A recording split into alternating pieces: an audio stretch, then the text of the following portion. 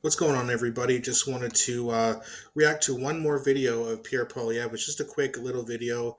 It is edited, so you don't hear much of Trudeau's response. That being said, we know we don't really need to, right? But the one response we do hear is actually pretty funny.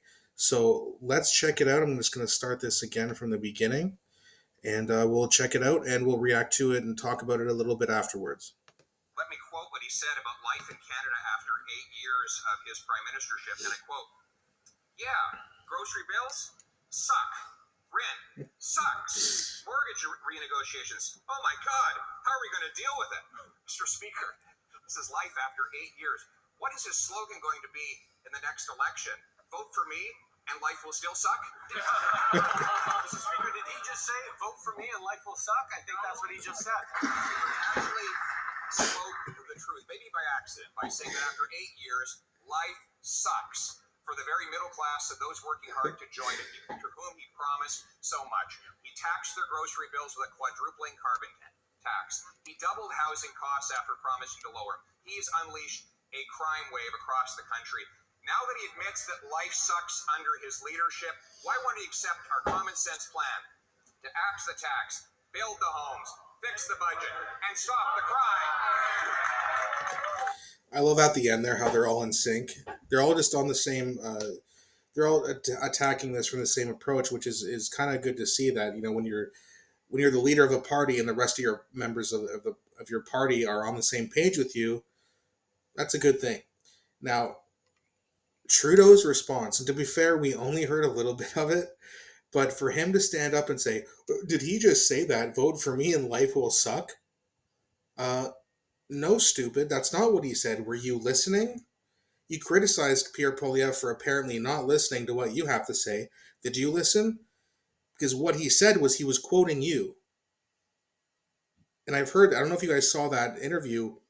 I can't remember who it was with, like CTV or some shit like that, but you can, like, you hear Justin Trudeau, like, he knows the complaints of Canadians. He's like, yeah, I know inflation sucks. Yeah, I know rent sucks and renegotiating your mortgage sucks.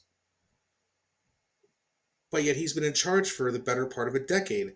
Why does it suck? Maybe it's because of him and his stupid policies. But instead of addressing that, he just says, Did I just hear Pierre Poilievre say, vote for me and life will suck? Nope, that's not what he said. By the way, that's what like a 5-year-old would say. You know what I mean? Like that's like an insult you learn when you're in kindergarten. Which, by the way, if you vote liberal at this point, you must have the intelligence of a 5-year-old. Because it's pretty stupid to say, yep, things are going great with Justin Trudeau. Gonna vote for him again. So you want rent to triple again in 10 years? Because you understand that that will officially eliminate the middle class, right?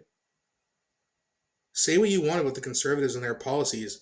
The last time Stephen Harper was in charge, which was back in 2015, you could rent a 4-bedroom townhouse in Burlington for like $1,500–$1,600.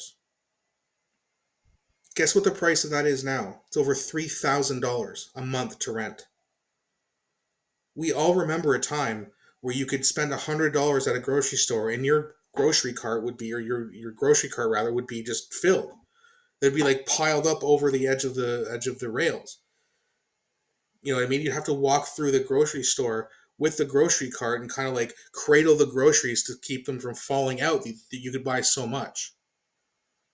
Now you spend $100 and what? You get maybe half a cart, 3/4 of a cart if you only buy the cheapest, shittiest things you could possibly eat. Then you go to fill up your gas tank and instead of $50, it's $75. Then you go to hand out your rent check and instead of 1,500, it's $3,000.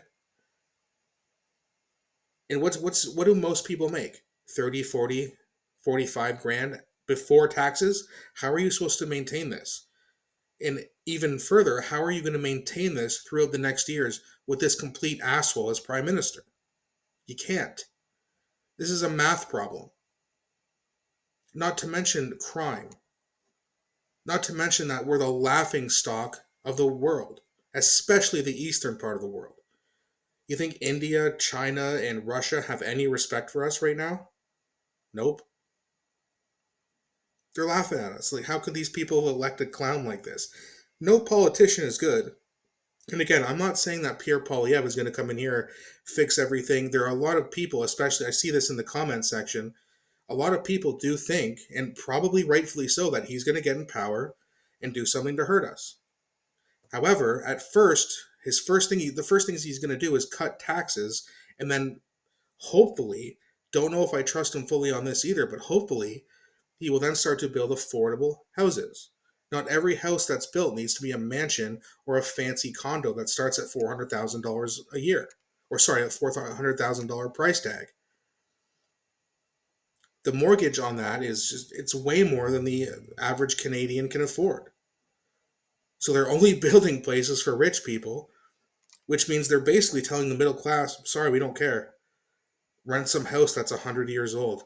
Rent some rundown apartment, some bachelor apartment for 1,100 $1,200 a month. Like, it's just insane. And he clearly just does not care about Canadians at all. If he did, he wouldn't be charging us. And not only that, spending our money, like the ArriveCan app, on just random other shit. We don't know exactly where that money went yet, because there's no way that app costs $60 million. Not to mention, every time he goes on a vacation, it's tens of thousands of dollars.